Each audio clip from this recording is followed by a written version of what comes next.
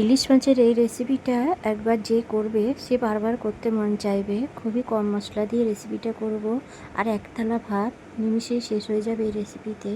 একবার ট্রাই করে দেখবেন। এখানে কিছু মাছ নিয়েছি, মাছটাকে সামান্য লবণ দিচ্ছি আর দেবো অল্প পরিমাণে হলুদের গুঁড়ো। এবার মাছটাকে কিছুক্ষণ মেখে রেখে দেব। ভিডিওটা শেষ পর্যন্ত থাকার জন্য সবাইকে অনুরোধ করব। ইলিশ মাছ সর্ষের তেলে রান্না করলে একটু বেশি ভালো লাগে, তাই চেষ্টা করবেন সর্ষের তেলে করতে।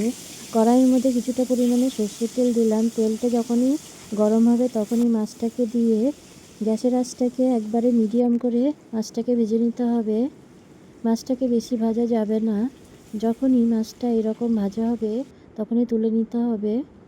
ওই একই তেলের মধ্যে মাছের মাথাটাকে দিলাম, ভালো করে একটু ভেজে নিচ্ছি। আর কিছুটা তেল তুলে রাখছি। গরম ভাতে ইলিশ মাছের তেল দিয়ে খেতে অসাধারণ লাগে। ওই একই তেলের মধ্যে এবার দেব একটা তেজপাতা, কাঁচা লঙ্কা দেব। রেসিপিটা যদি ভালো লাগে আমার এই চ্যানেলটাকে সাবস্ক্রাইব করে ভিডিওটাকে অনেক বেশি শেয়ার করবেন। কমেন্ট করতে ভুলবেন না রেসিপিটা কেমন হয়েছে। লাগছে অল্প পরিমাণে কালো জিরে। এখানে একটা আলুকে পাতলা করে কেটে দিয়েছি। সামান্য পরিমাণে লবণ দেব। এবার আলুটাকে কিছুক্ষণ ফ্রাই করে নেব। যদি ভালো লাগে লাইক করতে ভুলবেন না। আলুটাকে এভাবে অনবরত নেড়ে ফ্রাই করে নিতে হবে। যখনই দেখবেন আলুটা এরকম ফ্রাই হয়ে গেছে তখন এর মধ্যে একটা বেগুনকে পাতলা করে কেটে দিয়েছি। এবার আলুর সাথে বেগুনটাকে আরও 2 মিনিট এভাবে ফ্রাই করে নিচ্ছি।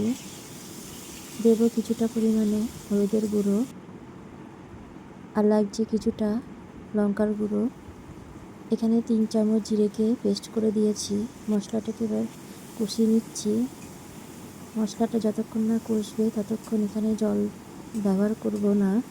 মশলা থেকে যখনই এরকম তেল বেরিয়ে আসবে তখনই এর মধ্যে 3 বাটি জল দেব। আপনারা চাইলে এখানে কাঁচা লঙ্কা দিয়ে এই রেসিপিটা করতে পারেন। আমি এখানে গুঁড়ো লঙ্কা দিয়েছি। এবার ঢাকনা দিয়ে 10 মিনিট রেখে দিয়েছিলাম। আলুগুলো সেদ্ধ হয়ে গেছে। এবার মাছটাকে দিয়ে একটু হালকা হাতে এভাবে নেড়ে নিতে হবে। সবার শেষে সামান্য পরিমাণে ধনেপাতা দিয়ে আরও 5 মিনিট এভাবে ঢাকনা দিয়ে রেখে দেব। তাহলে তৈরি হয়ে গেছে ইলিশ মাছের রেসিপি। রেসিপিটা দেখার জন্য অনেক ধন্যবাদ। দেখা হবে নতুন একটা ভিডিওতে। ততক্ষণের জন্য সবাই ভালো থাকবেন।